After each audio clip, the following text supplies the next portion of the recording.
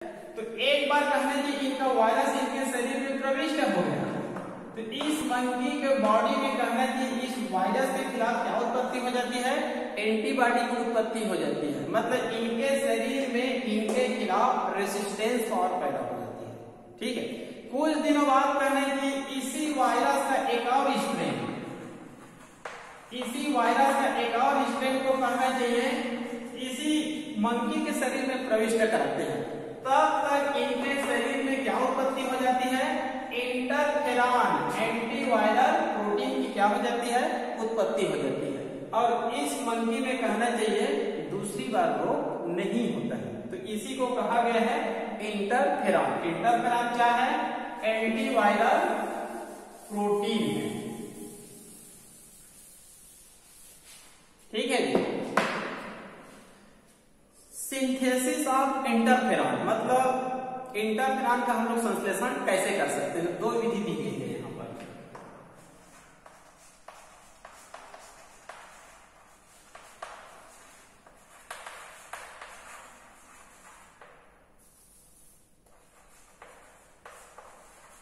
Synthesis, interferon का synthesis, ठीक है, इंटरफेरॉन का संश्लेषण। तो दो विधि दी गई है। पहला है नेचुरल और दूसरा दी गई है आर्टिफिशियल। तो नेचुरल के अंतर्गत कहना चाहिए एक चित्र दी गई है, चित्र को ऐसे बनाने का आवश्यकता नहीं है लेकिन समझ सकते हैं। जैसे कि नेचुरल तौर पर हमको क्या प्राप्त करना है, इंटरफेरॉन को प्राप्त करना है। ठीक है, ये कोशिका है,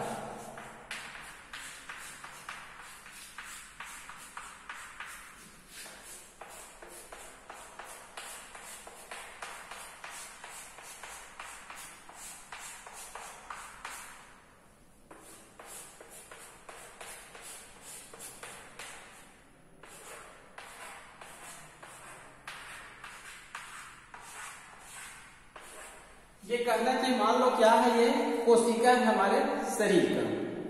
ठीक है, अब यहां पर कहना चाहिए एक वायरस है। क्या है ये, वायरस है। ये वायरस कहना चाहिए मानव के शरीर में या फिर किसी भी एनिमल के शरीर में क्या करती है, प्रविष्ट करती है। पहली चित्र में यहां पर चिपक जाएगा। ये कोशिका है और ये क्या है, ये वायरस है। ये वायरस चिपक जाती है और दूसरी चित्र में ये शरीर में क्या कर जाएगा, ये प्रविष्ट कर जाएगा। ठीक है, प्रविष्ट करने के बाद यहां पर क्या करते हैं, मान लो वायरस क्या है, आरएनए वायरस है। वायरस कौन सी वायरस है, आरएनए वायरस है। तो यहां पर कहना चाहिए आरएनए क्या कार्य करेगा, रेप्लिकेशन का कार्य करेगा। ठीक है, यहां पर आरएनए रेप्लिकेशन का कार्य करेगा और रेप्लिकेशन के माध्यम से अपनी संख्या को क्या करेगा, ये बढ़ाने का कार्य करेगा। ठीक है, अब ये कहना चाहिए रेप्लिकेशन करती है, अपनी संख्या को बढ़ाती है। लेकिन इस कोशिका में कहना चाहिए इस वायरस के खिलाफ किसकी उत्पत्ति हो जाती है, इंटरफेरॉन की उत्पत्ति हो जाती है। किसकी उत्पत्ति हो जाती है, इंटरफेरॉन की उत्पत्ति हो जाती है। इंटरफेरॉन क्या है, एंटीवायरल प्रोटीन है। ठीक है, अब कहना चाहिए ये जो वायरस है, ये वायरस कहना चाहिए पुनः इसी वायरस की दूसरी स्ट्रेन आती है, यानी यही वायरस आती है, ये पुनः एंट्री करती है। ठीक है, तो इसके शरीर में प्रवेश करके पुनः एंट्री तो करती है, लेकिन दूसरी बार में कहना चाहिए आरएनए का जो रेप्लिकेशन होता है वो नहीं हो पाएगा। आरएनए का रेप्लिकेशन नहीं हो पाएगा क्योंकि इस कोशिका के शरीर में किसकी उत्पत्ति हो गई है, इंटरफेरॉन की उत्पत्ति हो गई है, एंटीवायरल प्रोटीन की उत्पत्ति हो गई है। और ये आगे चलकर क्या हो जाएगा, ये निष्प्रभाव हो जाएगा, मतलब कोई रोग उत्पन्न नहीं कर पाएगा। तो इनका कहना ये सिंथेसिस करता है नेचुरली तौर पर। तो नेचुरली तौर पर कहना चाहिए इस जो इंटरफेरॉन है इसको क्या कर सकते हैं, हम लोग प्राप्त कर सकते हैं। ठीक है। उसके बाद दूसरा विधि क्या होता है, आर्टिफिशियल। आर्टिफिशियल रूप से कहना चाहिए दो विधि बताए गए। पहला क्या लिखा गया है, सेल डिवीजन को प्रेरित करने वाले रासायनिक पदार्थों से। सेल डिवीजन को प्रेरित करने वाले रासायनिक पदार्थों से इंटरफेरॉन को हम लोग क्या कर सकते हैं, प्राप्त कर सकते हैं। क्लियर। दूसरा दिया गया है एकल सूत्री आरएनए। दूसरा दिया गया है एकल सूत्री आरएनए से भी इंटरफेरॉन को क्या कर सकते हैं, प्राप्त कर सकते हैं। ठीक है। या फिर द्विसूत्री आरएनए, या फिर कहना चाहिए द्विसूत्री आरएनए से। इसका उदाहरण होता है रियो वायरस। डबल स्ट्रैंड वाले, जो वैसे आरएनए हमेशा सिंगल होता है, लेकिन द्विसूत्री आरएनए, कुछ आरएनए क्या हो सकते हैं, डबल स्ट्रैंड वाले हो सकते हैं, उसको क्या कहा जाता है, द्विसूत्री आरएनए। उदाहरण रियो वायरस। इनसे भी कहने चाहिए आर्टिफिशियल रूप से हम लोग किसको प्राप्त कर सकते हैं, इंटरफेरॉन को प्राप्त कर सकते हैं। क्लियर। उसके बाद इंटरफेरॉन का प्रकार।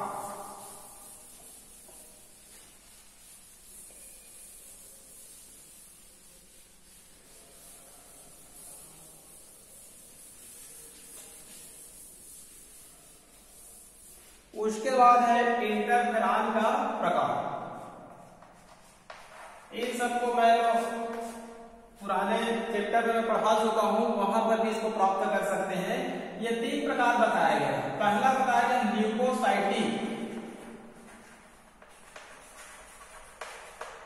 दूसरा है फाइब्रोब्लास्ट, और तीसरा है इम्यून।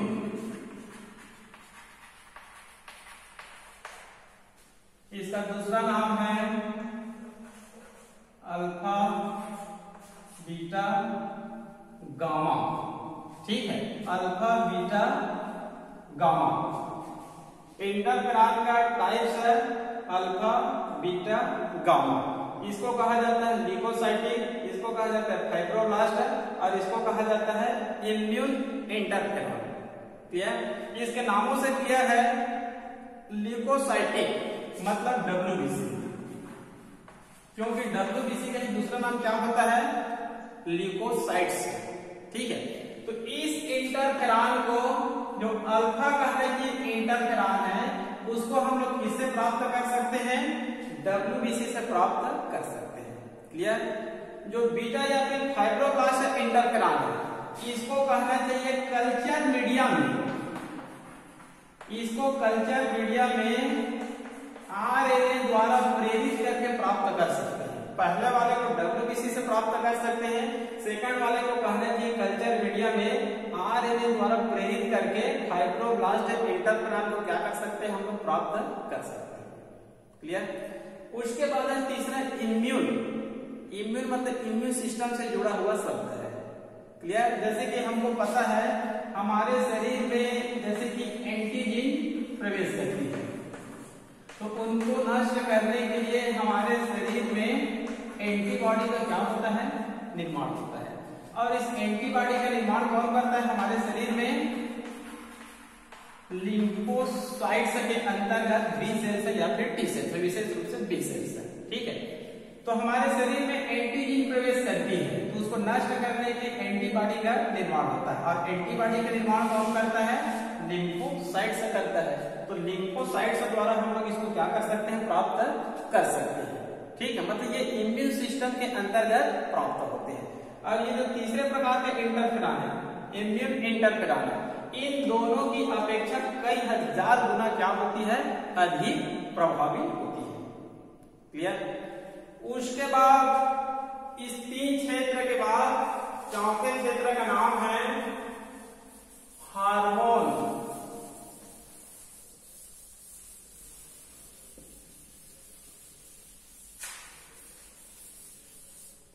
चौथे क्षेत्र का नाम है हार्मोन।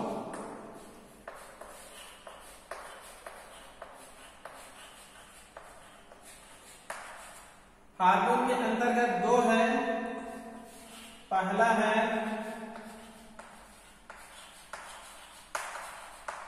इंसुलिन हार्मोन और दूसरा है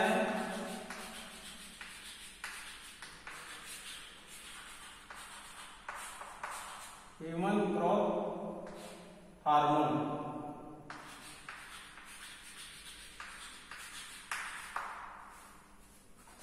पहला हम लोग अध्ययन करेंगे इंसुलिन हार्मोन के बारे में।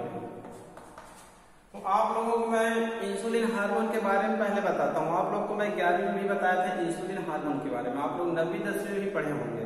ठीक है, हमारे शरीर में कहने चाहिए यहाँ पर पेनक्रियास नामक ऑर्गन पाई जाती है। क्या पाई जाती है? पेनक्रियास नामक ऑर्गन पाई जाती है। ठीक है, इसको हिंदी में बोलते हैं हम लोग अग्नाशय अंग। ठीक है, इस पेनक्रियास नामक ऑर्गन में एक और ऑर्गन पाई जाती है अंदर में, उसको कहा जाता है आइसलेट्स ऑफ लैंगरहैंस।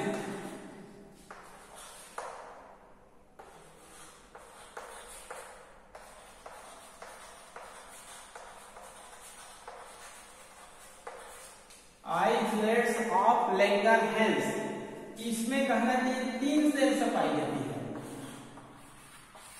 एक होता है अल्फा सेल्स, दूसरा होता है बीटा सेल्स, तीसरा होता है गामा या फिर डेल्टा भी लिखा रहता है कुछ पुस्तकों में। ठीक है, पेनक्रियास नामक एक ऑर्गन यहाँ पर पाई जाती है। ठीक है, इधर लीवर होती है और इधर पेनक्रियास होती है। इसके अंदर एक और ऑर्गन होती है, उसको कहा जाता है आइसलेट्स ऑफ लैंगरहैंस। लैंगरहैंस की दुतिकाएं, लैंगरहैंस एक कहना चाहिए साइंटिस्ट का नाम है। इसके अंदर में 3 सेल्स पाई जाती है, alpha cells, beta cells, delta sales. ठीक है, जो कहना चाहिए जो अल्फा सेल्स होती है, इनसे कहना चाहिए ग्लूकागोन हार्मोन का निर्माण होता है। इनसे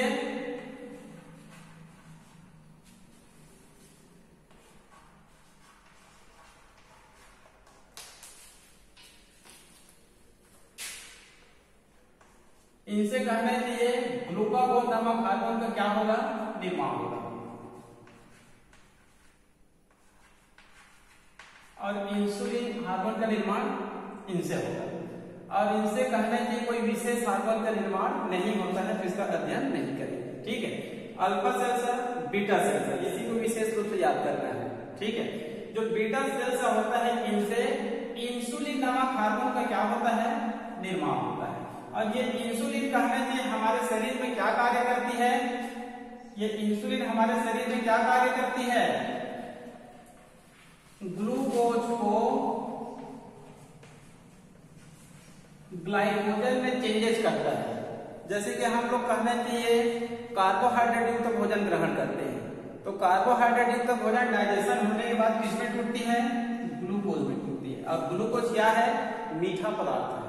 ठीक है, तो हमारे शरीर में ग्लूकोज तो बना, लेकिन जो इंसुलिन नामक हार्मोन होता है, लेकिन कहने की जो इंसुलिन नामक ये हार्मोन होता है, इस ग्लूकोज को किसमें चेंज कर देता है? ग्लाइकोजन में चेंज कर देता है। और हमारे शरीर में ग्लूकोज की मात्रा ज्यादा नहीं बढ़ती है। ठीक है, लेकिन मान लो कहना चाहिए किसी कारणवश पेनक्रियास ऑर्गन डैमेज हो गया, इनसे कहना चाहिए इंसुलिन हार्मोन का निर्माण कम हो रहा है। तो इंसुलिन हार्मोन का निर्माण कहना चाहिए कम होगा, ये ग्लूकोज ग्लाइकोजन में चेंजेस नहीं हो पाएगा, क्योंकि इंसुलिन नामक हार्मोन ही ग्लूकोज को ग्लाइकोजन में क्या करता है? चेंज करता है। और इनकी क्या हो गई? कमी हो गई। ठीक है, लो हो गया। तो लो होगा तो ग्लूकोज ग्लाइकोजन में चेंजेस नहीं हो पाएगा।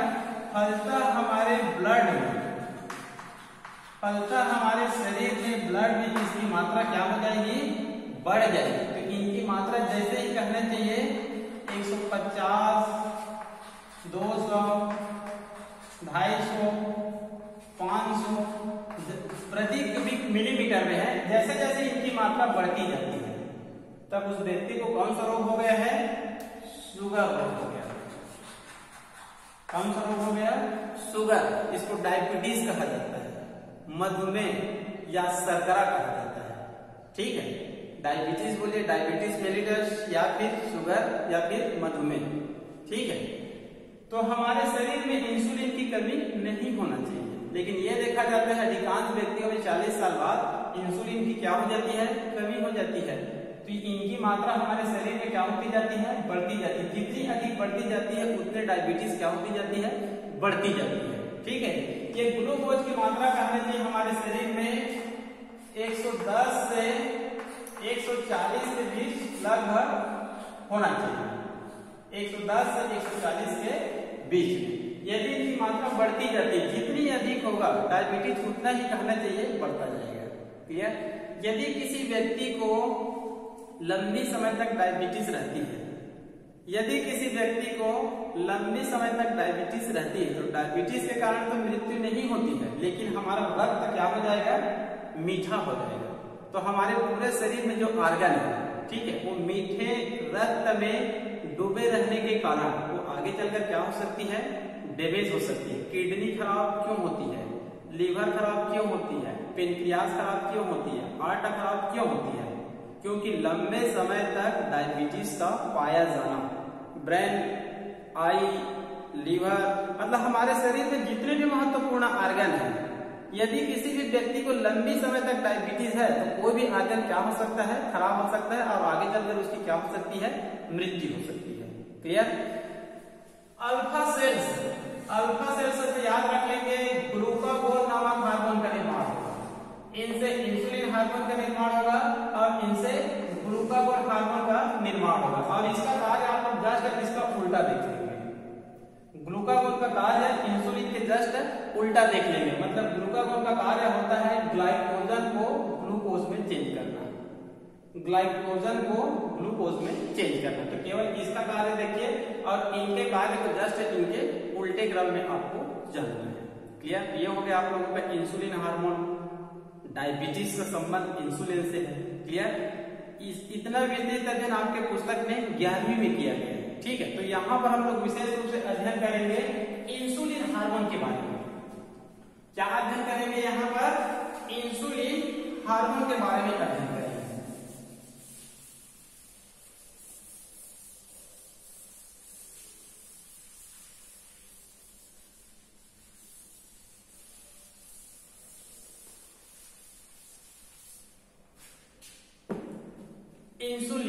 इंसुलिन कहना चाहिए एक हार्मोन है, यह प्रोटीन युक्त हार्मोन है।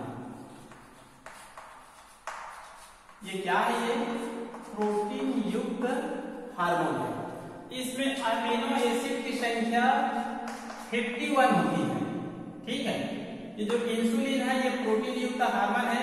इसमें 2 चेन होते हैं, एक होते हैं अल्फा चेन और एक होते हैं बीटा चेन। ठीक है, अल्फा चेन में अमीनो एसिड की संख्या 21 और बीटा चेन में अमीनो एसिड की संख्या 30। टोटल कहना चाहिए अमीनो एसिड की संख्या कितनी होती है, इनके मान होती है। ठीक है, इंसुलिन एक प्रोटीन युक्त हार्मोन होती है।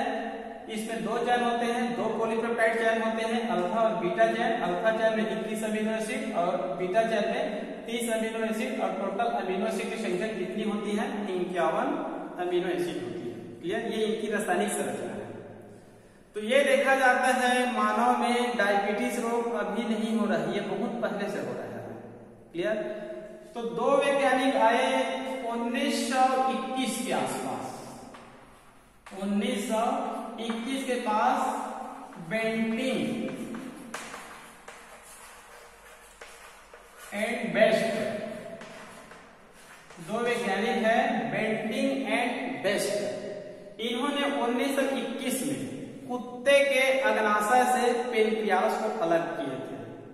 डॉग के पेनक्रियास से इंसुलिन हार्मोन को क्या किए थे, पृथक किए थे। और जिस व्यक्ति को, जिस मानव को डायबिटीज रोग होता था, उस इंसुलिन हार्मोन को दिया जाता था। ठीक है, तो कुछ हद तक कहने की इलाज इनका होता था। बाद में वैज्ञानिकों ने कहना चाहिए ये देखा जो कुत्ते के पेनक्रियास से इंसुलिन का सेक्रेशन करते हैं वो मानव शरीर में साइड इफेक्ट का प्रभाव बताते हैं। तो आगे चलकर वैज्ञानिकों ने जो मवेशी होते हैं, ठीक है, मतलब जो गाय होते हैं, भेड़ होते हैं, सुअर, ये सब होते हैं, तो गाय के शरीर से मतलब गाय के पेनक्रियास से इंसुलिन हार्मोन को पृथक किए, ठीक है, और इनका भी उपयोग डायबिटीज के इलाज में किया जाता था। तो ये देखा जाता था ये जो इंसुलिन हार्मोन है, चाहे डॉग का हो चाहे काऊ का हो, मानव शरीर में कुछ न कुछ साइड इफेक्ट का प्रभाव जरूर बताते थे, ठीक है, क्योंकि दोनों के इंसुलिन में क्या पाई जाती है, थोड़ी बहुत विविधता अवश्य पाई जाती है, तो इसका साइड इफेक्ट का प्रभाव पड़ता था। तो बाद में कहना चाहिए जेनेटिक इंजीनियरिंग के माध्यम से, बायोटेक्नोलॉजी के माध्यम से प्रथम कहना चाहिए इंसुलिन का निर्माण जुलाई 1983 में जेनेटिक इंजीनियरिंग के माध्यम से अमेरिका की एक कंपनी है इली लिली, इन्होंने जुलाई 1983 में जेनेटिक इंजीनियरिंग के माध्यम से, बायोटेक्नोलॉजी के माध्यम से ई कोलाई नामक बैक्टीरिया में आर्टिफिशियल इंसुलिन नामक हार्मोन का क्या किया था, निर्माण किया था, ठीक है।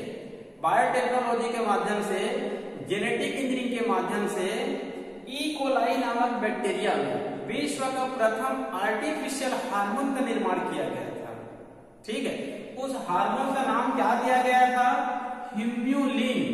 लोकप्रिय भाषा में क्या नाम दिया गया था, हिम्यूलिन। इसको भी एक बार बाद में पूछा गया था ऑब्जेक्टिव में, जब पहले ऑब्जेक्टिव क्वेश्चन आता था तब, मतलब आर्टिफिशियल इंसुलिन नामक हार्मोन का क्या नाम दिया गया है, तो उसका नाम क्या है, हिम्यूलिन। ये विश्व का पहला आर्टिफिशियल इंसुलिन एक हार्मोन है जिसका निर्माण अमेरिका की कंपनी ने 1983 में किया था। और कौन सी विधि से किया था, जीन जेनेटिक इंजीनियरिंग या फिर बायोटेक्नोलॉजी के माध्यम से। क्लियर, इसका अध्ययन हम लोग पिछले चैप्टर में कर चुके हैं, तो वहां पर मैं बताया था जेनेटिक इंजीनियरिंग के माध्यम से, बायोटेक्नोलॉजी के माध्यम से कहना चाहिए जो इंसुलिन उत्पन्न करने वाले जो जीन होते हैं, मान लो कहना चाहिए यहाँ पर पेनक्रियास है, ठीक है, पेनक्रियास में इंसुलिन नामक हार्मोन का क्या होता है, निर्माण होता है। मतलब हमारे शरीर में इंसुलिन उत्पन्न करने वाले क्या पाए जाते हैं, जीन पाए जाते हैं। इंसुलिन उत्पन्न करने वाले क्या पाए जाते हैं,